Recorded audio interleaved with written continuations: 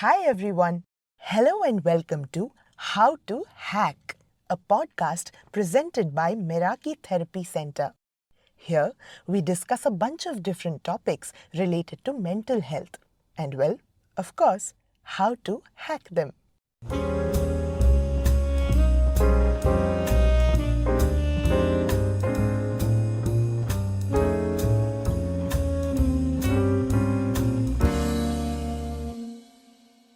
Hi, welcome to our first episode of this year of How to Hack by Meraki Therapy Center.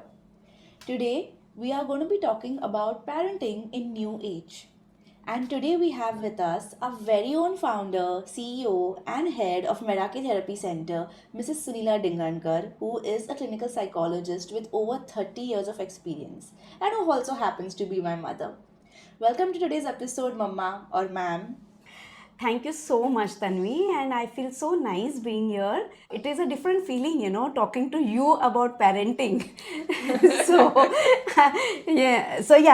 but this is a topic which is very close to my heart, and I'm sure that all those parents out there will also know, those who know me, because we have been discussing it for a very long time. I'm very glad, very happy to be here. Yes, you seem very happy, and I'm so happy to be here with you too.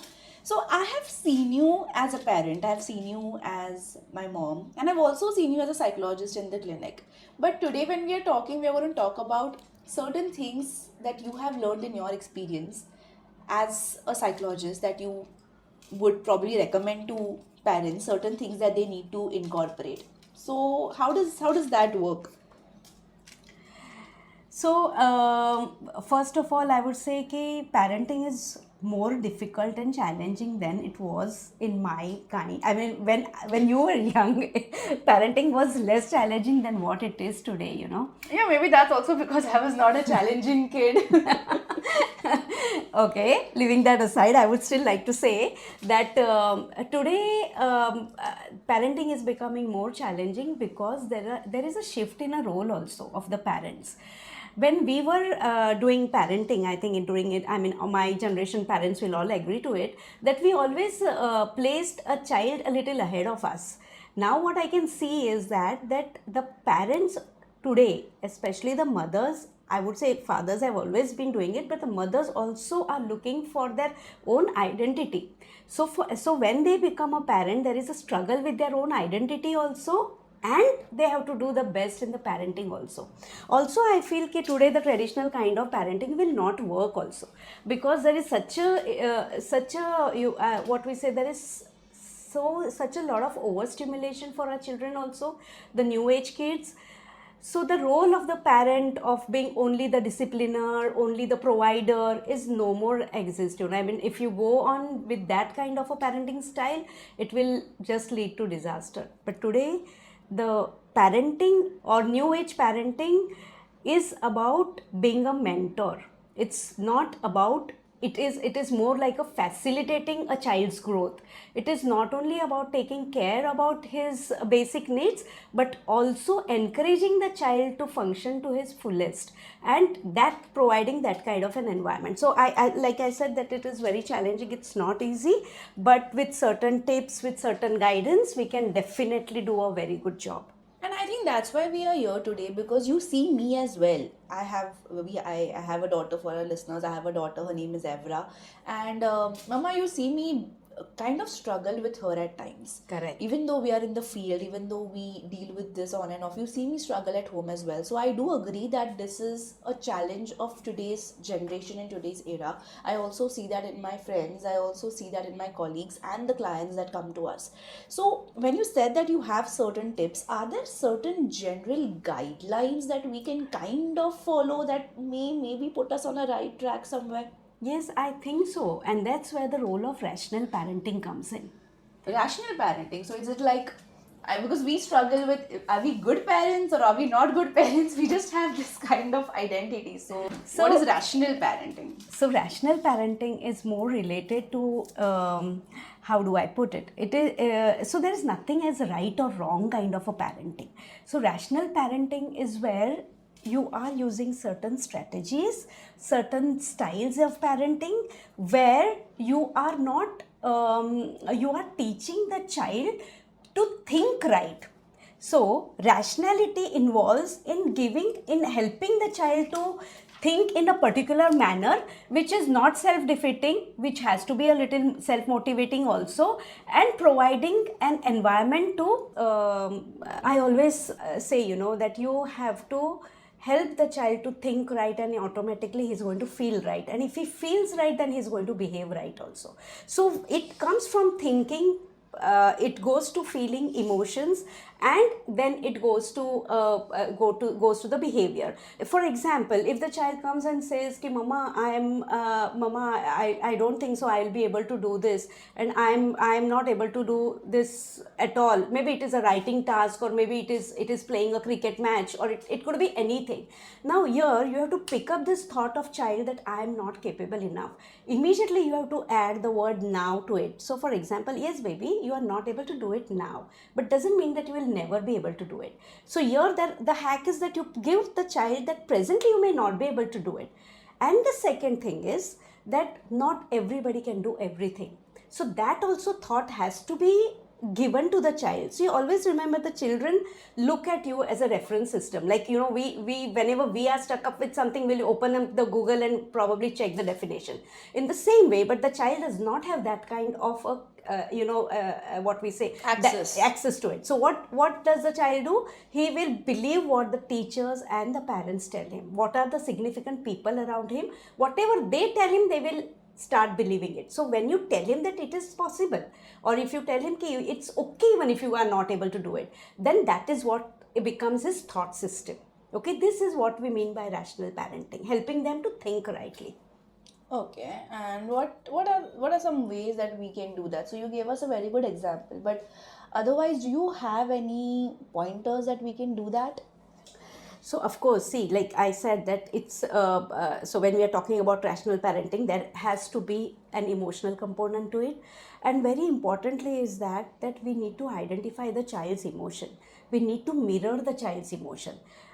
So there are many parents who come to me and tell me that they are having, the child is throwing a temper tantrum, or the child is not listening, or the child is giving a difficult time. Now always remember, whenever the child is giving a difficult time, the child is communicating something. Now what is the child communicating? That right now I am not feeling okay. So when the child is saying that I am not feeling okay, it is your job to, what we say, identify and name that emotion. So for example, okay, I think that you are very tired right now, and so you are having a difficult time probably taking a bath. Or you say that you are feeling angry right now. I can see that when I have told you not to eat ice cream, and you are feeling angry right now. So the moment you identify with that emotion, the intensity of the emotion comes down. And the second thing is that the child feels understood. And very underlying thing is that there is a bond which happens between a parent and child automatically. And when there is this emotional bond, the disciplining becomes easily. So everything flows. So I remember one incident when you said this. You remember when I don't know how old I was. I think I was in 8th standard, and I think I had my first breakup. Okay. And I came home, and I think you weren't home then. I came home, then I was very sad, I was very depressed, I was crying. And then you came home, and then you just saw me, and you said, what happened? And I didn't know how to tell you about a breakup then, because it was too young, and I didn't know if you would approve of it or not. So I just told you that, no, I have this so-and-so friend, and now he doesn't talk to me anymore. And then he said he doesn't want to hang out with me. That's how I put it across to you. And you told me, no, Tanvi, I think what you're having right now is a little bit of a heartbreak, because you really like this person, and now this person doesn't want to hang out with you. Yeah. Now that you say it, I do remember it. Yes. So when you said that, it was a relief, because you understood what I felt. Maybe I couldn't name it then. I was too young to understand what a heartbreak looked like. But it was that, because it was a breakup of my first so-called dating or relationship. And when you said that, it made me really feel at ease, and I started opening up to you. I told you more about the dating. I told you more about how I was feeling. And I think since then, I've always involved you in all my relationships or other aspects also whenever I felt. So I think that was a very, very important event and situation for me. Correct. Very importantly also, I always tell all my parents is that whenever the child is in a negative mood, that is a time when the parenting can be the most crucial, because that is when you can help the child deal with his negative emotions. It also helps the child to understand that it's all right to be not always happy. It's okay, sometimes there are going to be difficult times. And I also feel that Tanvi, that it is very important to model also in front of the child how you handle your emotions, because so it's not always goody goody. So sometimes we are going to feel irritated, we are going to feel upset, but then every time, whenever, if you always remember, I always tell that it's not the child who makes you feel angry, it's your interpretation about his behavior that makes you angry. So you have to tell your child that, see, listen, this behavior of yours is making me upset and I'm angry, but still I'm not shouting at you and I'm not hitting you, and so I'm not doing any of this. So it's all right to be angry or upset, but it is not okay to shout, to scream, to name call, or to hit. But all these things have to be practiced by the parent so that they can be given a So help. basically, we validate and accept all emotions, including negative ones. And Yeah. we also, I think, need to work on how we manage and accept our own emotions, because, like you said, we are reference points and model for our children. So here one example, Tanvi, I can narrate your example about this. That one day we had a guest in our house, and you were very small. I don't know, maybe you were 5 or 6 years. I don't remember exactly how old you were. Okay. But there was this small baby who had come to our house, who was 6 or 8 months, and she was on the bed, and you were playing with her, giving her toys and all. And me and your father and that relative's parents were sitting out, and we were chatting and all those things. You came running towards me, and in my ears you told me, Mama, I feel like pushing the child from the bed. Oh God. You might not remember. I kind of do. And I thought, I said, I have to respond rightly, and I said, I'm very happy that you did not do it. So I'm very glad and very happy that now I know that I can trust you with any baby, because you will never hurt a baby. And you felt so okay because your negative thought that, I want to push this child, and you felt so discomfort about it that, okay, ये guest को कैसे मेरे को ऐसे मन में आ रहा है. But then you came in when you spoke to me, and I said कि it's okay to have any thought. So all thoughts, emotions are acceptable, but the actions have to be limited, and this has to be constantly behind, that it's okay to feel like that, it's okay to feel jealous, but because you feel jealous or because you feel envious doesn't mean that you're going to do damage to anybody's property. So yeah. Wow, This is okay. I'm very glad I came to you with that time, but I mean, I understand the gravity of it now. Wow. Okay, so number one, validate emotions, accept that, be a role model for the same. What else? so I told you, the second is, of course, to limit the actions. We need to set boundaries to the child's behavior. Today I want to tell the parents that they are not able to set boundaries to the child's behavior. Mainly one is because, I'm sorry to say this, I may appear to be a little harsh, but this needs to be communicated. So I think the parents themselves lack boundaries at times. So what happens is they are not able. So for example, the mother or the father may start binge watching, and they may not stop watching after one episode, 2 episodes, 3 episodes, and they are expecting the child to not be on the mobile. So I think boundaries have to be set in the house. So for example, when I was talking to a set of parents of 8th standard parents, so I was just talking to them, and then we all decided, because these children were too much on the mobile phone in the night. So all the parents together decided that they will not be giving mobile phone after 9 p.m, but they themselves will also surrender the phone. So both the parents and the kids will put the mobile phone in a box. After 9 p.m, nobody is going to have access to the mobile phone. So here is where we say that the boundaries to our behavior, so that we can teach the children. Also, the other aspect is that there is sometimes establishing the boundaries become more difficult and more time consuming and more effortful, and the easier way is let them do what they want to do. So many a times, because the parents are too tired, they go into this zone of let them do whatever they want to do.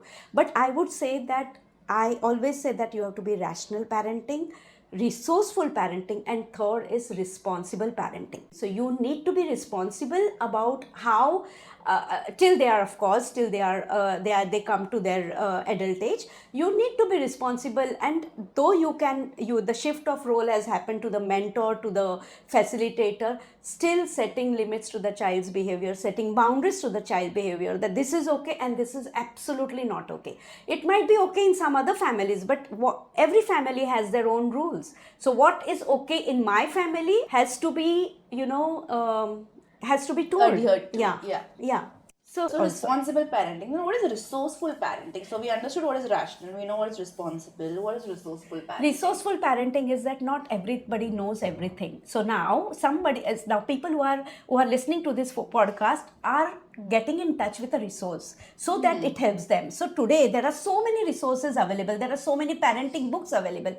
If you are not able to go and seek help from wisdom from your grandparents also. So they will be able to tell you what is to be conveyed, or through the books also, how the moral stories are there. There are a lot of things, so you need to build up your resource. So basically we need to be up to date. Up to date, yeah. And I remember you were also telling me something before this about an article in Times of India, which was some research article. So Yes.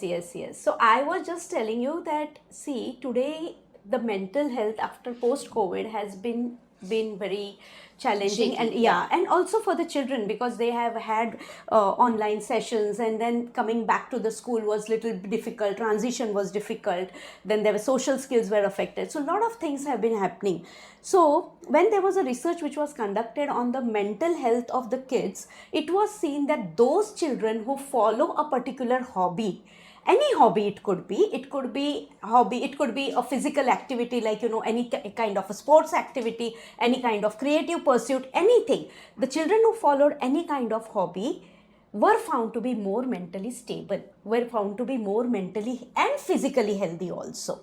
So I would say and this is where we come to the proactive kind of an approach towards parenting. Here what we say is that if we focus too much on the problems, that is wherever the focus will go, the problems will increase. So the more you are focusing on something, like if you keep on saying that my child doesn't do this, my child doesn't do this, constantly the child is hearing this, and that becomes his reality, that he keeps on telling himself, yeah, I'm not able to do it, no maths, no, I'm not able to do it. I would like to just share one example over here.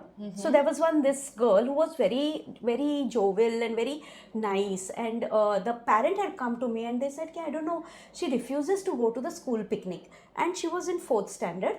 So when I was having a session with her, and when we were talking, and then I was like, when I was small, I also never liked to go to the school picnic. I never used to like to go for school picnics. So it was basically because I did not like to travel in bus. So she said, no, I love to travel in the bus. Oh, I said, then you have a different reason not to go for the school picnic. Yes, you know what, there now we have to take our own food, and every time whenever I try to take my own food, I always spill it down. And then I said, so what happens? So no, then my father gets very irritated and he says that I am having butterfingers. So she is saying, now in front of all the kids, if I spill down everything, so I don't want to go for a picnic. And then it was such a revelation for me, that I said, okay, if I say it's okay for you to, or if I ask somebody else to serve you, would you like to go for a picnic? I just wanted to rule out that only this is the reason. So she said, yes, I will love to go to the picnic, provided I don't have to serve. So then I said, okay, let's do something about it. And when I spoke to the parents, I came to know, we don't allow her to take food because she always drops things down, and she is always, and then maybe she has some fine motor issues also, but that I don't want to discuss that. But the thing is, whatever you tell your children, that becomes their reality. So the more you harp on it, the more they feel that this is not my capability.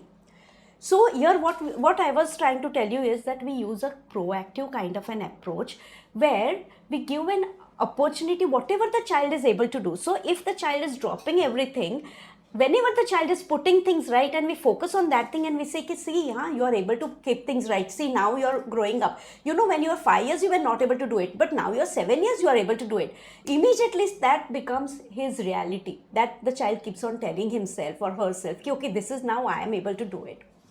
So the proactive approach is very, very important. And I think every time, whenever the child behaves negatively, we don't have to overreact to it, because then the child starts believing that this is how he is. So let us focus on all the good things which the child is doing, and let us instill that kind of a confidence in the child. So this is going to help in the child's self concept as well. Yeah, correct. When we are because then what we are doing is we are not judging the child, we are judging the behavior. Correct. There's a discrimination between the behavior and the person over here. Absolutely, absolutely. I remember one example of my childhood. I don't know, Mama, if you remember. We it was just the both of us at home. It was around night time, around 10:30, and I think you gave me a glass of milk to have, because you used to always give me milk before bed. And I was walking with the glass and I spilt it, and the glass broke and the milk spilled, and I was so scared at that time. I don't think I even moved, because the first thought in my mind was, oh no, I spilled milk, I broke a glass. That was the first time something like that happened, and that was my thought. But I remember you saw me from the other room. You just told me, Tanvi, don't move right now, you're going to be okay. I'll just come and I'll fetch you. You asked me not to move. You found a way through the glass. You picked me up, you put me on the sofa, and the first question you asked me was, are you okay? Are you fine? You're not hurt, just wait, Mama's going to come. Then you cleaned all of that and you came and you hugged me and you just asked me if I was okay, because you thought I was scared. And I was not scared because the milk spilled or I would get hurt by the glass. I didn't even know glass was threatening at that time. But maybe I was scared that, you would yell at me. But you didn't, and you handled that so well, I think. And these are the things that have stayed with me. Yeah, I remember this. I also remember this. But I want to add something over here. When as a mother, when I told you, first I told you, Tanvi, please don't take the milk inside. But you did not. You did not listen. The second time I told you, wait. I had given you the milk and made you sit somewhere, but you wanted to take it somewhere else. So the first instant thing was, I had told her, but I knew that it was a wrong thing. Why I'm telling you from the mother's side is because that is what is an instinctual response. But I said, no, right now is a negative situation, and negative situation is an opportunity to teach our child something. And what I wanted to teach you was that mistakes are human. We all make mistakes and we can rectify them. We have to just clean it up. So I want to tell all the parents over here is that all human beings make mistakes. Our children are small, their brain is still small, so they will make a lot of mistakes. They will make repeated mistakes also. And always remember that making errors is human, and that's why pencils have erasers. So it is very essential that we don't target our child with a mistake and then make him feel very guilty, because guilty conscience is not helpful in any parenting. So many a times we use that as a mechanism that you make the child feel bad so that he reforms, but that is not how it works. You make the child feel good by thinking right, accept his mistake, and then we move ahead in parenting. But can we apply the same for adolescents as well? Of course, yes. Because I think that's where parents struggle the most. See, a very important part of adolescence is that we need to connect to the adolescent. See, every parent nowadays, they give a kind of a leeway for the adolescent. They are more flexible, they are more adaptive also, and I really appreciate that. But I always say that give that much rope to the child till what he can take care of himself, and don't leave the rope so long that he hangs himself to it. I don't mean the literal meaning of it. It means that it becomes a self-destructive to him. So if too much of freedom to the child can become very self-destructive. So like I said, that setting limits even to an adolescent child is very important, especially about pocket monies, especially about night outs, about, so have all this kind of a conversations with him. Difficult conversations are not to be avoided, especially with the teenagers. The difficult conversations, like conversations about drugs, conversations about sex, conversations on relationship, what is important in the relationship. So conversations about, what are their opinions about different things, and that can only and only happen if there is an effective communication between the parent and the child. Because what we see is parents are mostly information seeking. Yeah. What did you do today? Who did you go out with? Have you eaten? What are your grades? What do you want to do about career? So it's more about information seeking and not Yeah. about communication of ideologies or concepts. Like, Correct. for example, maybe we would ask parents to talk to their children about live-in relationships, Yes. or about safe sex, or about Drugs. drugs. Also, Smoking, I think yeah. that we need to have these kind of conversations and ask the child, what do you think about this? And maybe understand their opinions and allow them to express their opinions on that, and then discuss it with them rather than disciplining them about it. Tanvi, and you know what? The fact when they get a platform to talk about it itself gives them a lot of clarity, and itself becomes a kind of a disciplining to them. So when a child talks about it, and then when that parent also say, okay, you feel like this about it, but there are certain things, you need to be aware of. So they also are giving them information. They are also saying, okay, we are worried about you, or we are concerned about you. So they are also setting a kind of a rapport between them, where and giving them a platform to talk about anything and everything. And I think this is where being up to date also works. Yes, because yes. we know live-in relationships is the norm of the society now. Or it's, Coming up. Yeah, it's coming up. Or so are same-sex relationships. So when parents are also up to date about that, I think they are also able to have that kind of open discussion Yes, with yes, the children yes. as well. Okay, so I think we've got a lot of insights today. We know what is rational, resourceful, responsible parenting, what is proactive parenting. We know how we take a deeper, a firmer approach, and also a kind approach, and how we can work on ourselves, set boundaries for ourselves, discipline ourselves, so we can be effective role models and reference points for our children. So thank you so much for coming and talking to us today about this. Yeah, thank you so much, Tanvi. I just want to add one thing, that before a parent, we are also a human being. So like I said, that there is no such thing as a perfect parent also. So we are all maneuvering ourselves. There is something called instinctive parenting also. We instinctively know that something is wrong with our child. So that is also very instinctual. So we are all learning, and in this learning phase, like Tanvi said, we have to be kind. So we have to be kind to our own self also. Whenever you need a time out, whenever you feel overburdened, you take some time out and calm yourself down. Do some things which will make you feel good, because you can't pour from an empty bucket, right? So it is something which you need to also, there has to be self-love also. Self-love, self-care. Self-care. Yes. Yes. Okay, so we are going to take this opportunity to announce that we are also going to be doing parenting workshops and the theme is going to be the same, parenting in new age, where we are going to go deeper into these concepts, and we are going to have one-on-one interaction with all of you. So stay tuned for updates about the workshop. Once again, thank you, ma'am. Thank you, mama, for being the parent you are, and thank you, ma'am, for being such a wonderful mentor for all of us and for helping us. I love you all. Thank you so much. We love you too. Thank you, and we love all our listeners who have joined here today.